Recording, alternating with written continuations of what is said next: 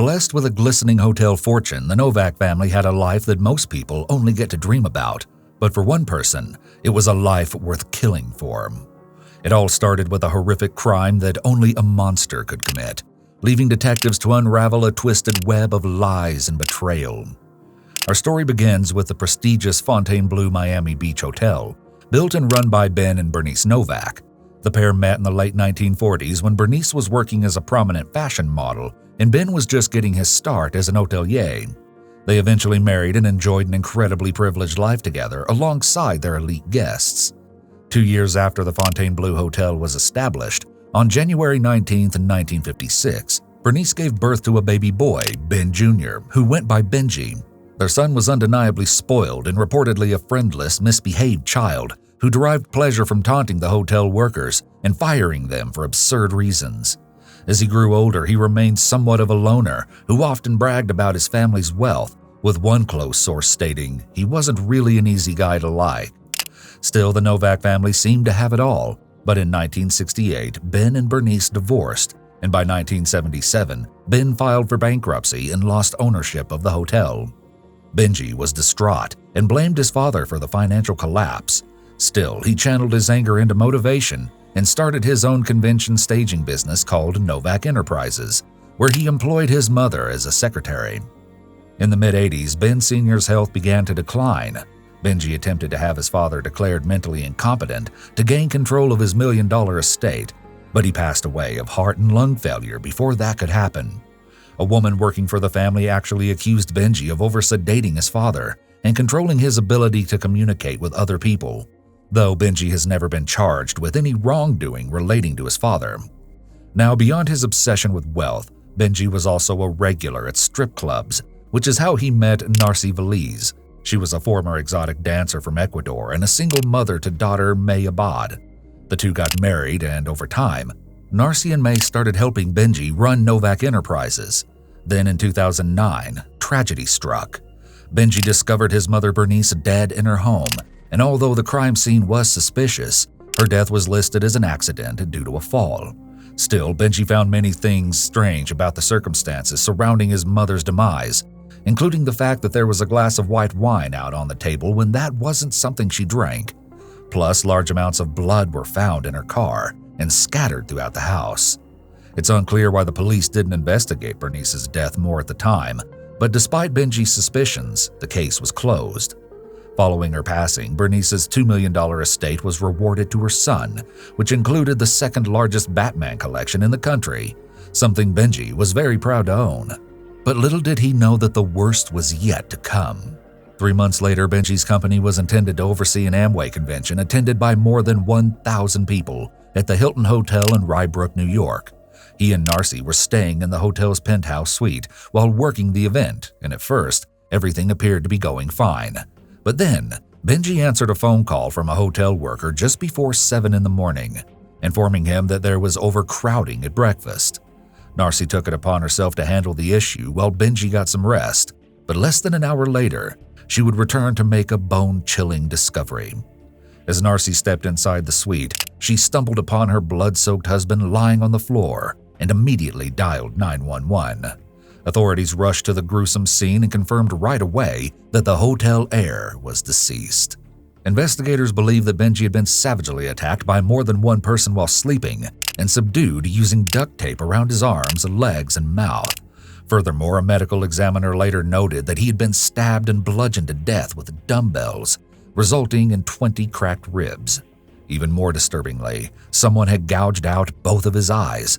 Police were baffled that the room showed no sign of forced entry, and given that nothing had been stolen, they assumed the attack had been personal.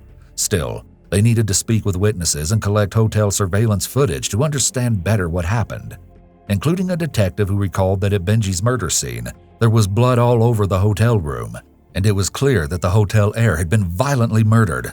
But for some reason, Narcy kept asking if he had passed away from a heart attack. Furthermore, the hotel's card key reader system showed that no cards had been used to open the penthouse suite until Narcy returned to the room after sorting out the breakfast situation. CCTV footage showed Narcy was downstairs assisting hotel workers when the murder was believed to have occurred, but even though it looked like there was no way she was involved, investigators still had to bring her in for questioning. Narcy told them that she feared the door might have been left ajar when she went downstairs, which would explain how someone entered without a key card. I mean, it seemed like this guy had plenty of enemies and people who might have a grudge against him. I have no clue what happened. I have nothing to do with my husband's death. However, as detectives continued to question Narcy, it became clear that things in their marriage were far from hunky-dory. In fact, they learned that in 2002, Narcy had reportedly handcuffed Benji to a chair in their home under the pretense of intimacy. But after she subdued him, one or more men entered the house. Then, Benji was allegedly robbed and assaulted, and while he reported the crime to the police, he chose not to press any charges. Narcy remarked to police of this ordeal. He used to like to be tied up. As Narcy kept talking, it also came out that Benji was unfaithful to her from the start, and that she was well aware of it.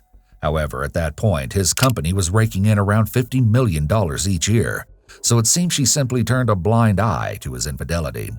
However, she alleged that Benji had been physically abusive to her in the past, resulting in a broken nose. Narcy claimed her husband brought her to a plastic surgeon to fix her nose and that when she woke up, she had received a breast augmentation. Just to be clear, that story has never been confirmed, and no action was ever taken regarding this allegation. It's certainly possible that the violence in their relationship went both ways. However, it's also possible that Narcy made this story up to portray Benji in a bad light. She may have hoped this would make her look more sympathetic or like a victim. Still, investigators were becoming increasingly suspicious of Narcy's behavior, but she was adamant that she loved her husband and would never do anything to hurt him. Not to mention, they knew that there were plenty of people who might want Benji dead. Now, this is where things start to go off the rails. You want me to ask you straight out? Did you have any involvement in your husband's death? No. There is an electrical chair, and I'm a suspect. Give it to me right now. Put me out of my misery. I want to die. Narcy returned to their home in Fort Lauderdale, but just 2 days after the murder, authorities were called to the residence. It appeared an argument had erupted between Narcy and her daughter May, who was living in a guest cottage on the property. According to police reports, the fight was sparked by May questioning her mother about Benji's will, and it ended with Narcy hitting her daughter with a crowbar. No charges were filed, and May moved out of the cottage. Then the police finally got the clue they needed to jumpstart the case. Someone sent an anonymous letter to investigators stating that Benji had been murdered by Narcy and her brother, Cristobal Veliz. So detectives traveled to Cristobal's apartment, and while questioning him, they noticed a bank receipt for $500 addressed to a man named Alejandro Garcia in Miami. Police took down his name and found that he had a lengthy criminal record. And with his mugshot in mind, they pored over the hotel surveillance tapes from around the time Benji was murdered. It didn't take long for them to strike gold. 2 days before the attack, security cameras picked up Alejandro Garcia and another Florida man, later identified as Joel Gonzalez, canvassing the hotel. Further digging proved that the two men had checked into a different hotel in Queens during that fateful weekend. Then, 4 months after the murder, Alejandro was arrested on separate charges and brought in for questioning. While he refused to talk first, he wound up implicating himself by telling an officer that he was scared for his family because the people who killed Benji were very dangerous. At this point, police tracked down Joel Gonzalez, who was initially on the run but turned himself in and was more than willing to cooperate. Now, what he confessed to that day sent a chill down every investigator's spine. Beyond implicating Cristobal and Alejandro in Benji's murder, he pointed to Narcy as the mastermind. He also told them Cristobal had asked him to attack and kill May following their dispute. So, why did Narcy want her husband dead? Well, this is where Rebecca Bliss enters the picture. Investigators found out that she first met Benji through an online ad for escorts, but the two quickly became immersed in a serious and ongoing affair.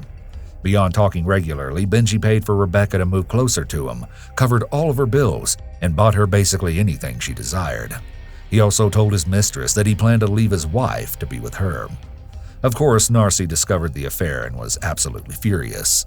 She allegedly contacted Rebecca on multiple occasions, even offering her $10,000 to leave him alone, but it didn't work. In one particularly heated instance, Narcy reportedly screamed, "If I can't have him, no other woman will have him."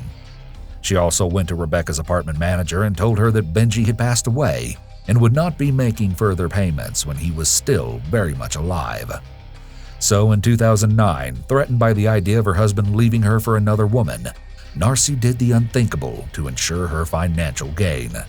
She contacted her brother and asked for help hiring a hitman to kill Benji. Under the impression that he would inherit a portion of Benji's estate, Cristobal hired Alejandro, who enlisted Joel. The assassins drove from Florida to New York, got a hotel, and then waited for Narcy to give them the signal. Sure enough, Narcy called them in the early morning hours and told them it was time. Then the cold-hearted wife brought them into the penthouse suite and remained present during the initial attack on Benji.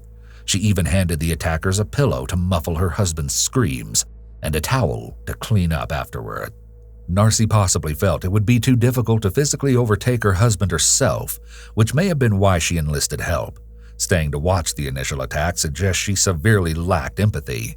Narcy had an intimate relationship with Benji, so to watch him suffer, knowing that she had the power to stop it, was very cold and callous. It's possible that Narcy could have also orchestrated the 2002 robbery and assault that occurred while Benji was handcuffed, possibly to punish him for some alleged transgression or for infidelity.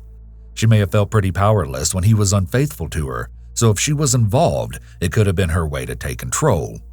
After Benji was killed, Narcy then stole around $100,000 in cash proceeds from the Amway convention and used it to pay the hitmen. As the investigation unfolded, a feud between May, who was convinced her mother had orchestrated Benji's death, and Cristobal broke out. As it turns out, Narcy's brother was concerned that May would interfere with his inheritance of Benji's estate. Meanwhile, Cristobal had no idea that Alejandro was in police custody, assuming he'd already fled the country, but he was still concerned that he might end up cracking. So, what does any rational person do? Well, they wouldn't hire someone to kill Alejandro, but that's what Cristobal did. As if this case could get any more twisted, a Florida reporter named Julie Brown took an interest in the case. Like many others, she found it odd that Benji's mother had died under such peculiar circumstances just 3 months earlier. So Julie requested access to Bernice's autopsy records and found that her injuries were inconsistent with an accidental fall. Instead, the report stated that Bernice had suffered numerous fractures all over her body, including her skull, finger, and teeth. When Julie confronted the police with her findings, they begrudgingly told her that the case was closed, but what they didn't know was that Alejandro was about to blow the case wide open. While striking a deal with investigators, he shockingly confessed to killing Bernice as well. Oh, but not just that. He said he committed the crime under Narcy's strict direction. As a result, Florida officials were forced to investigate her death as a homicide. Okay, but why would Narcy also want Bernice dead? Well, you see, when Benji and Narcy got married, he established a prenuptial agreement stating his wife would collect $65,000 if they were to divorce, or she would inherit his $10 million estate if he died, as long as Bernice was dead as well, of course. Detectives later learned that Narcy and Bernice had developed a strained relationship while working together at Novak Enterprises. Some close to the family even went so far as to say the two women hated each other. Meanwhile, Alejandro accepted a deal and agreed to plead guilty to interstate domestic violence in exchange for his testimony at Narcy and Cristobal's trial. He was ultimately sentenced to 17 years behind bars, and he was ordered to surrender the $25,000 he received for the murders. Finally, in July 2010, just shy of a year after Benji's death, Narcy and Cristobal were each charged with his murder, and the following year, they were both indicted for Bernice's death as well. In January 2011, Joel Gonzalez pleaded guilty to interstate domestic violence, with death resulting, and was sentenced to 10 years in federal prison. There were also 2 getaway drivers charged in this case. They both pleaded guilty and were given time served in exchange for their testimonies against Narcy and Cristobal.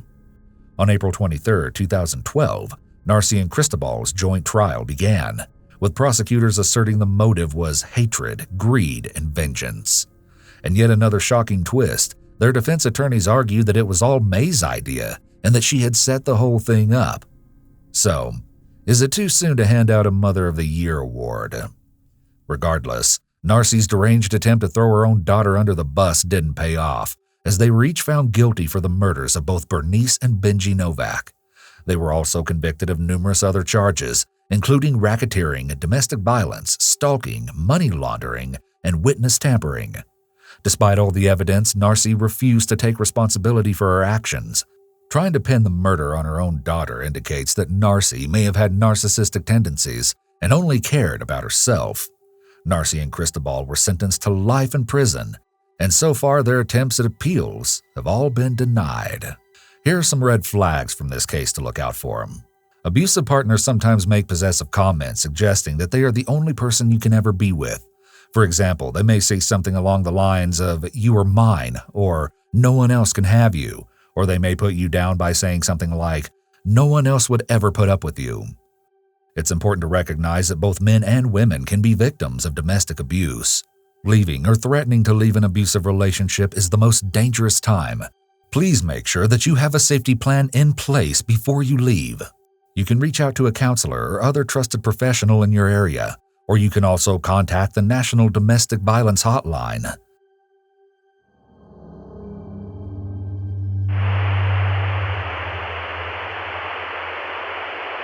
When an innocent little girl is plucked from the safe streets of Queensville, Ontario, by a sadistic predator, police quickly hone in on a local weird-type guy. However, the case would take an unbelievable turn and wasn't solved for another 36 years. It was October 1984, and 9-year-old Christine Jessup was riding the bus home from school, excited to show her mother Janet the recorder she got in music class. However, when she got home, there was nobody there because Janet had taken Christine's brother to visit their father in a nearby detention center. Still, their absence didn't really faze Christine because she'd already made plans to meet up with a friend at the local park at 4 p.m. So, she grabbed some loose change and headed to buy a pack of bubblegum at the corner store, located right across the street from the park. Witnesses saw her make a purchase and then walk out of the store. Christine's friend reached their designated meeting spot, and she waited and waited and waited. But Christine never showed up. Meanwhile, just after 4, Janet arrived home. She saw Christine's backpack on the counter with the newspaper already brought inside, but she also noticed a few unusual things around the house that left a pit in her stomach. The first abnormality was that Christine's bike had been left lying on its side in their shed, with a visibly damaged kickstand. Next, her mother located the jacket she'd been wearing hanging on a hook higher than she knew her daughter could reach. So when Christine still hadn't returned home by 5, Janet took matters into her own hands and went to the park. She searched high and low, but Christine was nowhere to be found. Janet frantically called all of her daughter's friends, but when that effort also turned up nothing, she contacted the York Regional Police and reported Christine missing. Of course, authorities first speculated that the young girl might have just wandered off on her own, but Janet insisted that Christine wasn't the type to take off without telling her first. So the police initiated a search and sent both officers and volunteers to canvass the surrounding area.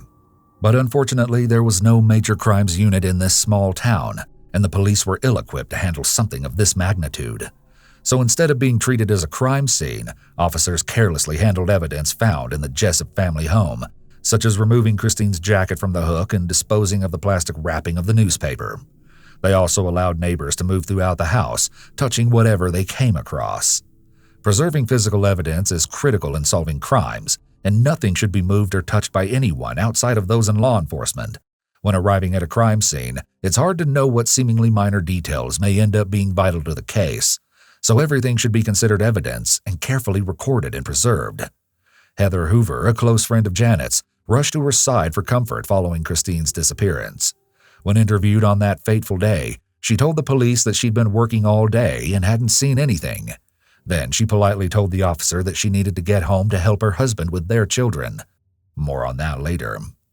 Days passed by and soon Christmas passed without a trace of Christine. Once police went public with their suspicions that the little girl had been abducted, the community became riddled with tension and fear. Little did anyone know that a grim discovery was right around the corner.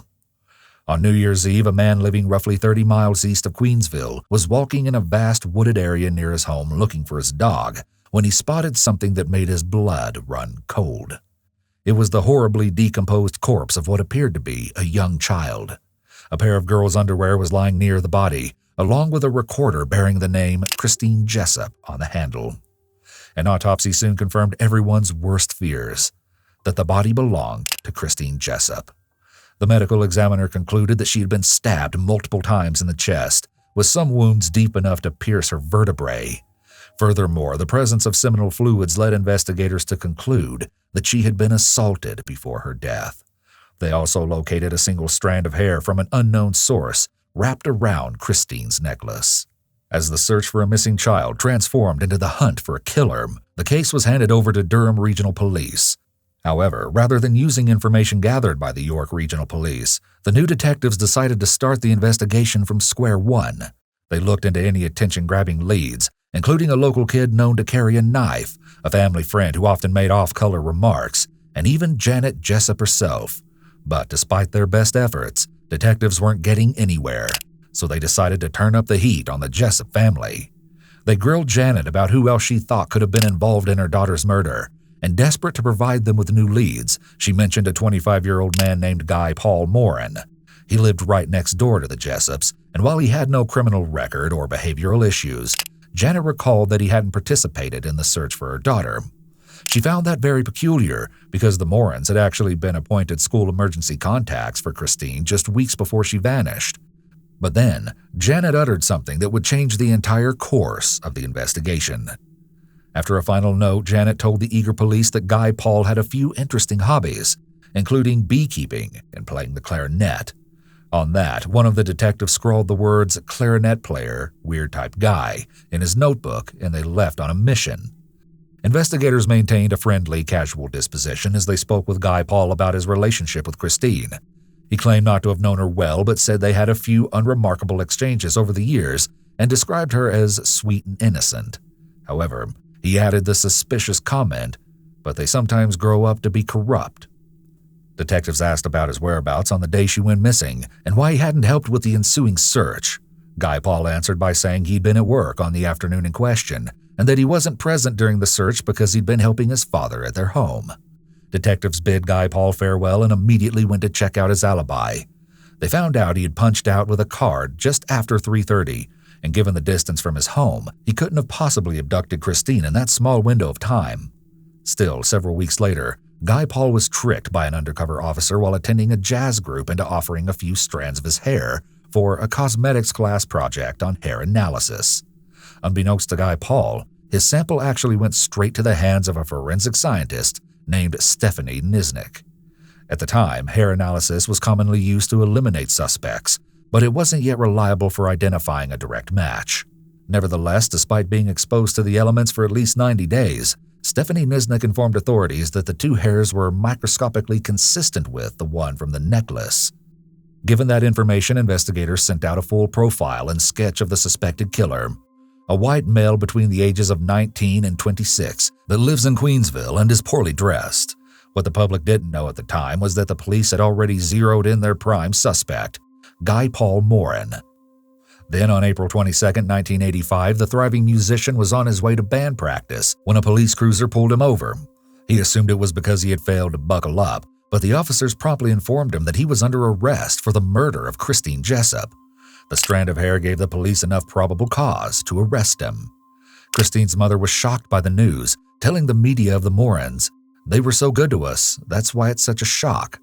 But the prosecution would still have to prove beyond a reasonable doubt that Guy Paul was in fact the killer, and it wasn't going to be easy. The biggest issue they were facing was Guy Paul's alibi, as he couldn't have possibly made it back from work in time to abduct Christine. So detectives decided to speak with Janet again and see if perhaps she had misremembered the time frame. Janet initially insisted that she had not mistaken the time, but over several months, the police succeeded in making her question her memory of that day. Over time, people's memories get less and less reliable, and with the desire to find answers, it's easy to convince someone with leading questions that they may have misremembered. Eventually, Janet had succumbed to the idea that maybe she was off by 10 to 15 minutes, which would make it possible that Guy Paul had left work and immediately taken Christine from the corner store.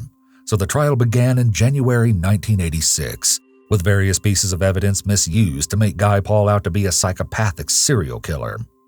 One example was red fibers allegedly located on Christine's corpse and in Guy Paul's car. An anonymous source later claimed that the lab technician running the tests had been wearing a red sweater with no protective coat. Additionally, one of Guy Paul's cellmates had actually been an undercover officer, and he claimed that the defendant had said he would Red Rum the Innocent, implying sinister attacks on children. Guy Paul argued that the informant had taken this comment wildly out of context. Regardless, Guy Paul was ultimately acquitted by the jury in front of a stunned courtroom, but his relief would be short-lived. The Crown quickly appealed the verdict based on errors in how the original judge explained the meaning of reasonable doubt to the jury. So in May 1990, Guy Paul went on trial a second time, and with very little incriminating evidence against him, it looked very much like the first. However, the prosecution changed their tactic by alleging that Guy Paul had seen Christine holding her recorder and decided to lure her into his car using his own woodwind instrument. Once again, Guy Paul took the stand to proclaim his innocence, but the jury returned with a unanimous guilty verdict this time.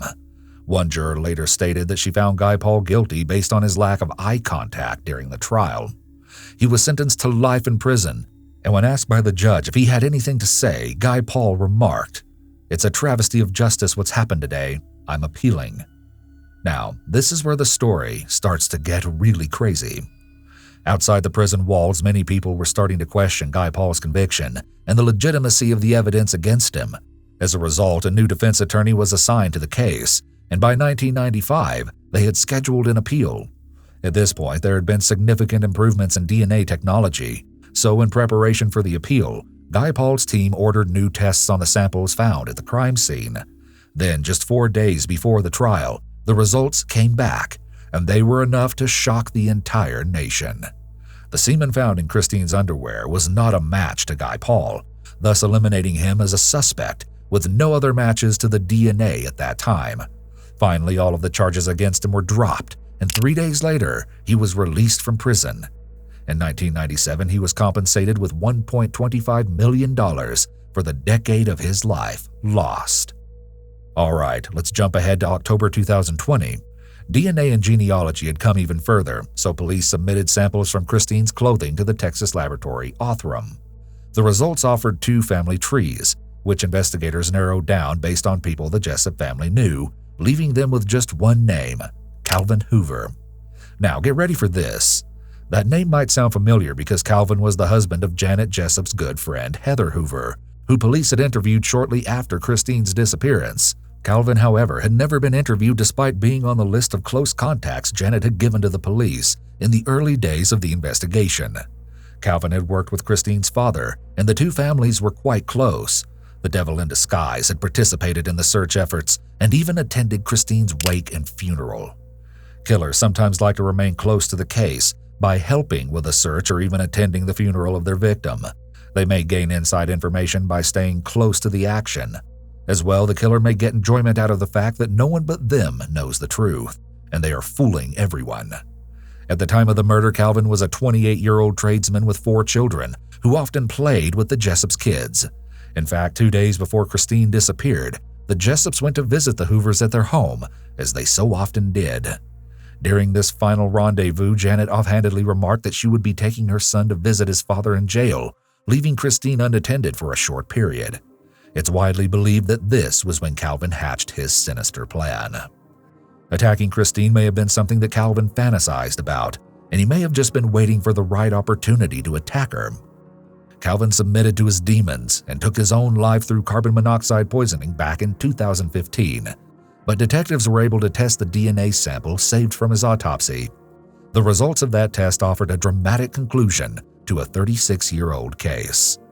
In the wake of this shocking and recent news, detectives are now examining other cold cases that Calvin may have perpetrated. They're also working to establish a timeline of his movements on the day of Christine's murder. As for Guy Paul, he's now happily married with children of his own and thriving as a piano tuner. Some red flags from this case. Sometimes killers are described as weird, but that of course doesn't mean that everyone who is weird is a killer. In contrast, a psychopath can blend into normal society quite well, and no one suspects them because they're charismatic and well-liked. This seems to be what happened in this case, as Calvin was never even interviewed by police. Well, there you have it. 2 devastating tragedies wrapped into one brutal murder case. I think we're all ready to move on to the last story, right?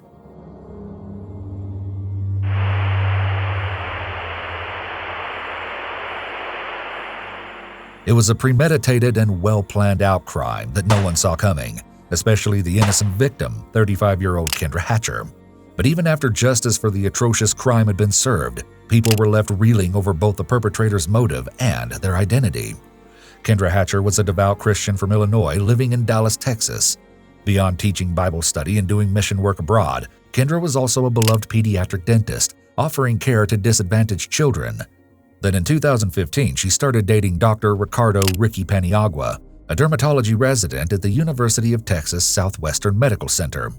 The pair hit it off right away, with Kendra even donning a sweatshirt that read, "I'm with Dreamy" on one of their first few dates. It seemed like a match made in heaven, but unbeknownst to anyone, hell was right around the corner. It was September 2nd, 2015, and Kendra had big plans to fly out to Cancun with Ricky the following day for a long weekend getaway. The couple had been talking seriously about getting married, so it seemed like the perfect time to escape their busy lives and focus on each other. That evening, Kendra left work and arrived back at the parking garage of her luxurious high-rise apartment building just before 8 p.m. However, as she exited her car, someone emerged from the back seat of a Jeep Grand Cherokee and approached the young dentist. Without warning, the unknown person pointed a .40 caliber Smith & Wesson pistol at the back of Kendra's head and fired. The assailant then stole her purse and jumped back into the vehicle and sped out of the parking garage. Another resident of the complex, Hashim Saad, heard the commotion and called 911 immediately. Hi, someone just got shot in the parking lot of the Gables Park 17. All I heard was screaming and then a loud pop, and then I saw her laying on the floor. Paramedics rushed to the scene but found Kendra unresponsive, lying in a pool of blood. A handgun magazine and bullet fragments were located near her body, and while her purse was gone, the attacker left her cell phone behind. Authorities suspected that the crime had been a robbery gone wrong, but they would soon realize there was much more to the story than they could have ever imagined. During the autopsy, the medical examiner had concluded that Kendra's injury was consistent with an execution-style shooting. According to the official report, the bullet entered through the upper portion of her head and exited the chin. Furthermore, gunshot residue experts found evidence that Kendra's hands had been up and behind her head when she was shot. Kendra was adored by so many, and it was difficult to fathom that she had even been murdered, let alone executed. So, who was behind this horrific attack? Well, the very next day, police released video surveillance footage from the parking garage to the media, which showed grainy images of both the Jeep Grand Cherokee and its driver, who appeared to be a woman. In addition, another video showed a man leaving the Jeep, walking towards Kendra's car and then returning a short time later. 2 days after the appeal for help, a man named Jose Luis Ortiz contacted detectives and informed them that the Jeep seen on CCTV was his, but insisted that he had nothing to do with Kendra's murder. Instead, Jose told them that he'd loaned it to his friends, Brenda Delgado and Crystal Cortez. He claimed to have been eating dinner at a Chili's restaurant with Brenda when the killing took place. While he wasn't sure where Crystal or the Jeep was during that time, he explained to investigators that it had been returned to his home later that night. Jose also stated that he called Brenda after seeing his vehicle on the news, and she told him that Crystal might have been in the parking garage looking for drugs when something went very wrong. She suggested painting the Jeep a different color and even offered to pay for the expense. As a final word, she warned Jose not to speak with authorities as he could risk losing his U.S. citizenship. Investigators went to find Brenda and get her side of the story. When they got in touch with her, she was studying for the National Dental Hygiene Board exam at the library. When asked about her whereabouts on the night of the murder, she flaunted receipts from her time at Chili's with Jose and claimed to have never seen Kendra before in her life. After explaining that Crystal had been gone with the Jeep that entire day, police knew they needed to call her in for an interview as well. It didn't take long for the 23-year-old single mother to confess to being the driver seen on the surveillance footage. First, however, she alleged that she was simply looking for a parking spot. Then she made an unbelievable claim that left the detectives' jaws on the floor. She said an armed carjacker had entered the vehicle while she was driving with her young son. Finally, she said that the intruder had demanded she go to the parking garage, and that's when he fatally shot Kendra. But when investigators reviewed the CCTV footage, they found no evidence of a child being present in the car. When they confronted Crystal with this information, she changed her story again. Crystal implicated a man named Lamar as the killer, saying that she had no idea he intended to hurt anyone and just thought the plan was to rob someone. However, it was apparent to detectives that she was lying, and after more questioning, Crystal admitted to being involved in the murder plot. At last, when asked why she agreed to participate in the crime, she told them that none other than Brenda had offered her $500. Now, hold on to your hats, because this is about to get wild. You see, while all of these interviews were going on, investigators had already received a very unexpected tip from Ricky. He told them that he believed he knew exactly who was behind the wheel in the surveillance video: his ex-girlfriend, Brenda Delgado. So detectives asked Brenda about her relationship with Ricky, and she brushed it off, saying it hadn't been very serious and that she wasn't upset about their breakup. She also said that she didn't even know his new girlfriend's name, let alone what she looked like. Brenda and Ricky had dated sporadically from 2012 to 2015. They lived together for a short time, and Brenda got pregnant with his baby. The two spoke about their options and reportedly decided together that it would be best if she got an abortion. Then when Ricky met Kendra, he sent Brenda a courtesy email letting her know that he had moved on for good. Brenda had responded kindly and merely asked if they could remain friends. Still, the detective sensed her deception and changed his tactic and began speaking calmly like a father figure in hopes of getting her to confess. Right. I know exactly what this is about, and I understand what it's like to feel like maybe you're not good enough sometimes. I understand what it's like to want something that you can't have. When that didn't work, the detective started to turn up the heat on Brenda. What drives you? Sometimes it's hate. Sometimes it's love. Sometimes it's greed. In this situation, I don't think it was greed. I think it was hate. I think you hated the fact that you weren't good enough. It appears that the detective is trying to get Brenda to express any kind of emotion in an attempt to get her to talk. First, he tries an appeal at her feelings for Ricky. That attempt fails, so he tries triggering an angry response instead by saying, "Maybe you just weren't good enough for him." If Brenda becomes emotional in any way, she may give the detective information about what happened. But Brenda continued to sit in silence and only spoke to deny any involvement. So after hours of interviews, she was briefly booked into jail for an unpaid traffic ticket, as that was all they could hold her on at the time. But unfortunately, she paid the fine and was released shortly after. Once out from police custody, Brenda contacted Ricky, lending her condolences and offering to deliver groceries to his home. While this could have been an altruistic move, it does seem somewhat surprising that she offered to deliver groceries when she had previously said her relationship with Ricky hadn't even been very serious. She may have been trying to reinsert herself into Ricky's life as a concerned friend now that Kendra was out of the picture, hoping they would eventually get back together. Meanwhile, given the evidence stacked against her, Crystal was arrested on capital murder charges. She maintained that the shooter's name was Lamar and that he drove a blue Chrysler Sebring. While the name turned out to be fake, detectives were able to track down a Dallas man with that exact car through cell phone records, and his name was Christopher Love. Authorities searched his car and found a gun hidden behind the glove compartment, which ballistic tests later revealed to be the murder weapon. The 31-year-old was subsequently arrested, and boy, did he have quite the story to tell. Christopher admitted to investigators that he agreed to murder Kendra because Brenda had promised to connect him with the Mexican drug cartel. She also swore to pay him in an abundance of money and drugs. So by this point, police felt they had enough evidence to arrest Brenda as the mastermind. While it turned out that she hadn't been driving the Jeep, she had clearly orchestrated the entire crime. In fact, Brenda had actually begun spiraling out of control right after the split from Ricky. She was suddenly showing up late to work, and her grades were slipping, all because of a growing obsession with Ricky.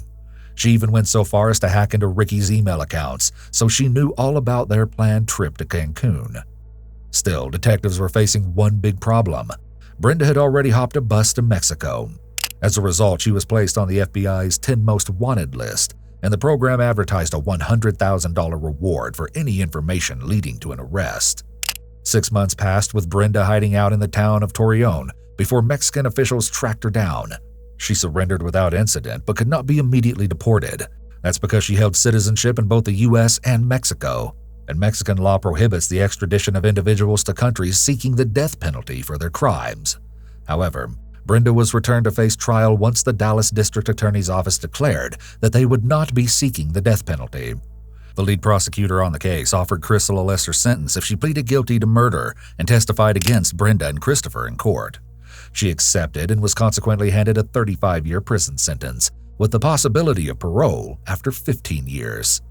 In October 2015, Christopher stood trial, and after a very short deliberation, he was found guilty and sentenced to death by lethal injection.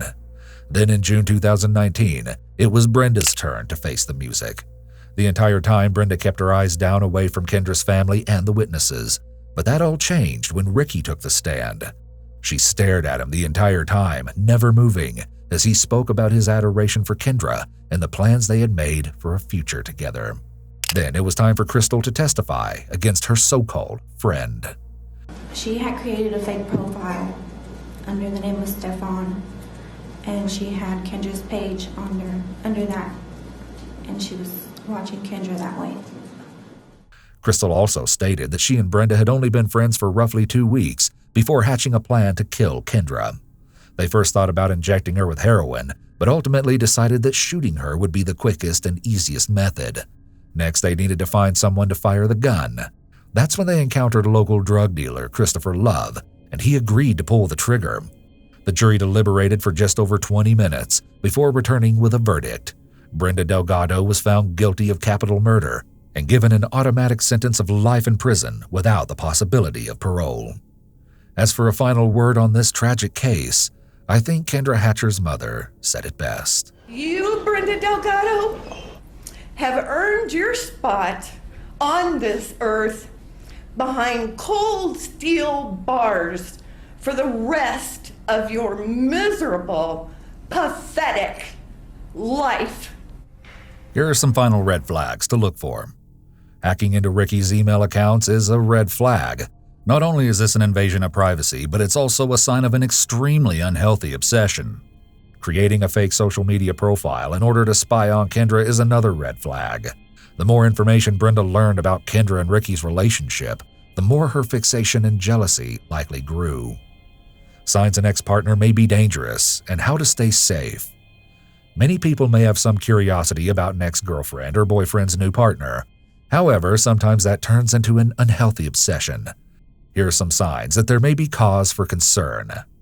If your ex-partner has any history of violence toward you or another person, they may be capable of violence toward you or your new partner, especially if the breakup was not amicable. If your ex is harassing you or your new partner by calling repeatedly, sending frequent unwanted text messages, or even stalking in person, make sure to document this and report it to police. Consider changing your passwords after a breakup, especially if you know or even suspect that your ex knew them. Occasionally looking at your ex-partner's social media page can be normal human behavior. However, intensely monitoring their every move is not normal and can be a sign that the situation may become dangerous. Be aware of who has access to your social media pages and consider updating your privacy settings. Brenda was able to create a fake account in order to see Kendra's Facebook page. Seeing photos and information about Ricky and Kendra's relationship likely fanned the flames of her jealousy.